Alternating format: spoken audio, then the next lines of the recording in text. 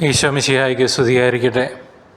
എന്നെ ശ്രവിക്കുന്ന ദൈവജനമേ, ഉദ്ധിതനായ കർത്താവിൻ്റെ സുവിശേഷം, ആ സദ്വാർത്ത, കർത്താവിനെ പറ്റി കർത്താവാണ് ലോകത്തിൻ്റെ പ്രകാശം എന്നുള്ള വാസ്തവം ലോകമെങ്ങും അറിയിക്കുവാൻ സ്വന്തം ജീവിതത്തിലൂടെയും വചനത്തിലൂടെയും സാക്ഷ്യത്തിലൂടെയും മറ്റുള്ളവർക്ക് നൽകുവാൻ പ്രത്യേകമാം വിധം തിരഞ്ഞെടുത്ത ഒരു സമൂഹമാണ് സ്ത്രീ സമൂഹം.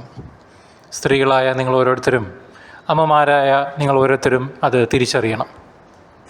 ദൈവരാജ്യത്തെക്കുറിച്ചോ മോചനത്തെക്കുറിച്ചോ ഉള്ള പ്രതീക്ഷകളൊന്നുമല്ല, പ്രത്യുത സ്ത്രീ സഹജമായ സ്നേഹവും അലിവും വേദനയുമാണ് 3 സ്ത്രീകളെ കർത്താവിൻ്റെ ശവകുടീരത്തിലേക്ക് നയിച്ചത്.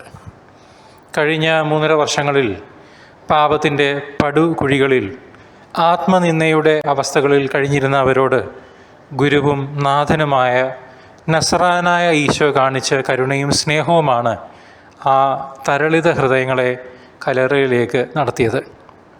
പ്രിയപ്പെട്ട ഈശോനാഥൻ്റെ ഭൗതിക ശരീരത്തിന് അന്തിമോപചാരങ്ങൾ ചെയ്യാൻ, അതിനുവേണ്ടി മാത്രം കല്ലറയുടെ വാതിൽ മൂടിയിരുന്ന വലിയ കല്ല് തങ്ങൾക്ക് വേണ്ടി ആര് മാറ്റും എന്നത് മാത്രമായിരുന്നു അവരുടെ ആശങ്ക. എന്നാൽ കല്ലറയുടെ അടുത്തെത്തിയ പാവം സ്ത്രീകളിൽ ആശ്ചര്യത്തിൻ്റെയും ഭയത്തിൻ്റെയും ഒരു പരമ്പര തന്നെ ആരംഭിക്കുകയായി. ദൈവത്തിൻ്റെ രക്ഷാകര പദ്ധതിയുടെ അഭൂതപൂർവമായ പ്രതിഭാസങ്ങൾ. കല്ലറയെ മൂടിയിരുന്ന ഭാരമേറിയ കല്ല് ആരോ മാറ്റിയിരിക്കുന്നു. അത് അവരിൽ അത്ഭുതം ചെലുത്തി.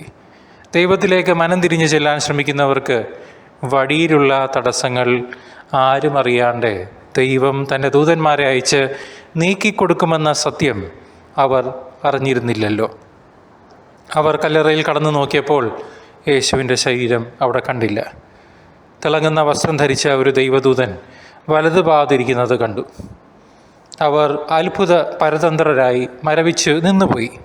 ശബ്ദിക്കാനാവാതെ, ഒന്നും ചോദിക്കാനാവാതെ ദൂതൻ അവരോട് പറഞ്ഞു, അവൻ ഉയർപ്പിക്കപ്പെട്ടിരിക്കുന്നു, നിങ്ങൾ പോയി അവൻ്റെ ശിഷ്യന്മാരെ അറിയിക്കുക. ക്രിസ്തുവിൻ്റെ ഉത്ഥാനം, പ്രിയ അമ്മമാരെ, സഹോദരിമാരെ, ദൈവത്തിൻ്റെ രക്ഷാകര പദ്ധതിയുടെ വിളംബരം ലോകത്തെ അറിയിക്കുവാനുള്ള സുവിശേഷ ദൗത്യം ദൈവം നിങ്ങൾക്കും നൽകിയിരിക്കുന്നു.